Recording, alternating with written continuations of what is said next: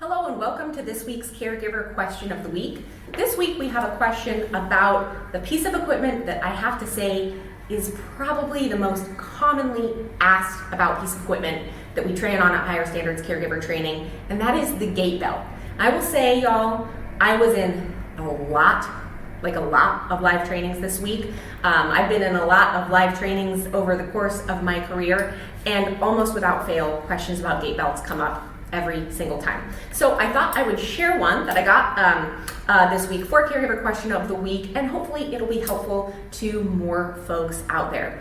First, my name is Amelia. I'm an occupational therapist. I'm also the owner and founder of Higher Standards Caregiver Training, as well as the very proud co-founder of WCN University, that's Whole Care Network University, which is an awesome resource site for family caregivers.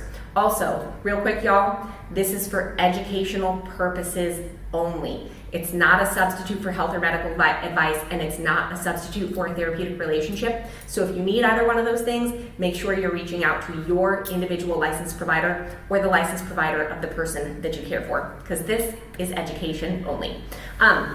Also, my apologies if it's a little echoey on the audio. I am in my new studio space right now, and as you can probably tell,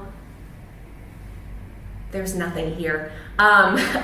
So I'm like just getting this done on the fly when I can today. So I'll try to clean up the audio in editing, but if it's a little echoey, forgive me. I'm fixing to make a better situation for your viewing pleasure in the future.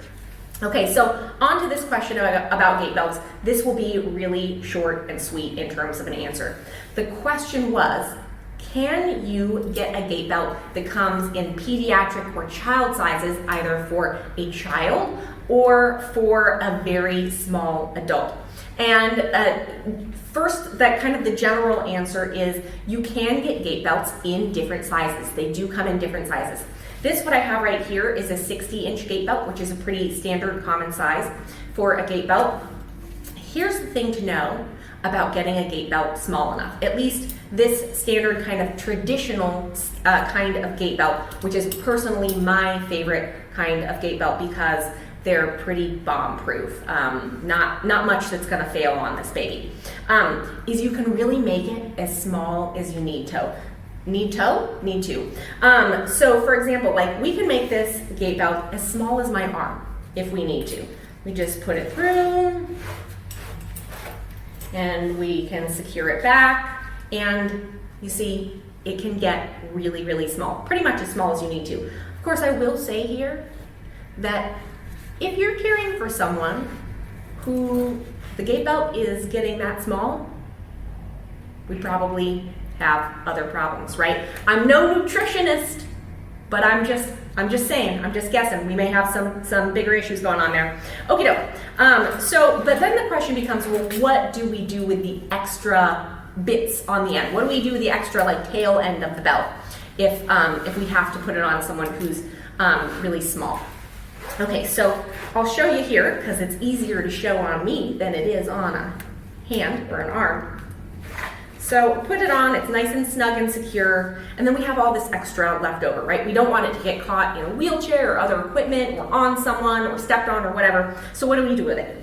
Well, we simply tuck it back up through and then down there like that. And of course, sometimes you might have a really big gait belt. You might have to tuck it through a couple of times. It really just depends on the person and the size of the gait belt. But that way, the tail end is nice and safe, it's secure, no one's gonna get caught in it, or it's not gonna get caught on anything else and impair the safety of the transfer that you're trying to do with that gait belt.